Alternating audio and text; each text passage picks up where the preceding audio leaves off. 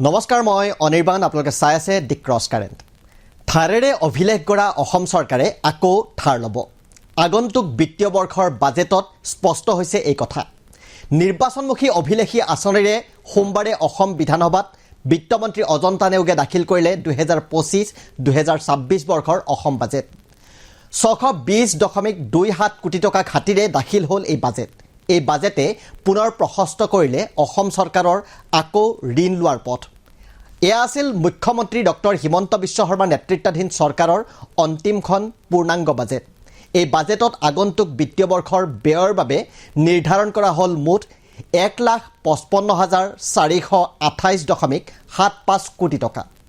অসম চৰকাৰৰ বিভিন্ন বিভাগ, বিভিন্ন উন্নয়নমূলক আঁচনিৰ পৰা আৰম্ভ কৰি লাখ লাখ হিতাধিকাৰীক লাভান্বিত কৰাৰ উদ্দেশ্যে এই বাজেটত ধাৰ্য কৰা হৈছে এই বৃহৎ পৰিমাণৰ ধন। কিন্তু প্ৰশ্ন হৈছে, এই বৃহৎ পৰিমাণৰ ধন ক'ৰ পৰা কেনেকৈ আহিব? অসমৰ বাৰু কৰ আৰু উৎপাদন খণ্ডৰ পৰা ইমানখিনি ৰাজহ সংগ্ৰহ হয়নে?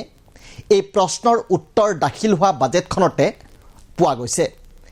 এই বৃহৎ পৰিমাণৰ ধনৰ এক বুজন অংশৰ বাবে চৰকাৰ নিৰ্ভৰশীল হ'ব লাগিব ঋণৰ ওপৰত। অৰ্থাৎ আকৌ বৃদ্ধি পাব অসম চৰকাৰৰ ঋণৰ বোজা।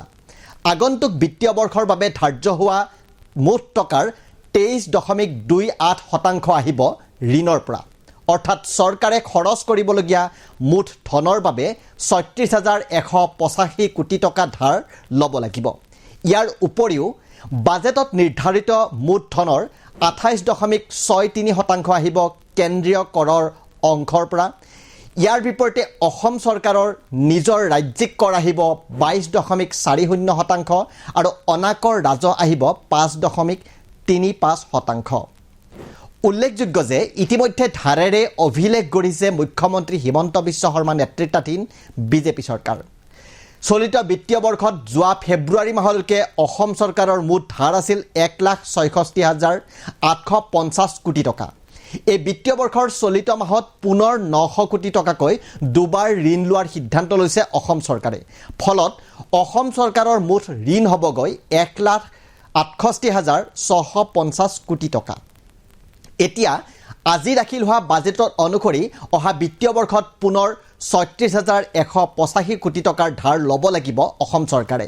যদি সেয়ে হয়, তেনেহ'লে আগন্তুক বিত্তীয় বৰ্ষৰ শেষলৈকে অসম চৰকাৰৰ ওপৰত ধাৰ হ'ব 2,04,000 কোটি টকাতকৈও অধিক।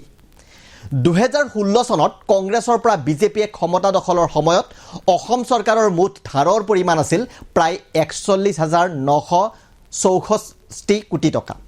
সেই সময়ত এই ধাৰৰ বাবে পূৰ্বৰ মুখ্যমন্ত্ৰী তৰুণ গগৈ নেতৃত্বাধীন কংগ্ৰেছ চৰকাৰক কঠোৰ সমালোচনা কৰিছিল তেতিয়াৰ বিজেপিয়ে।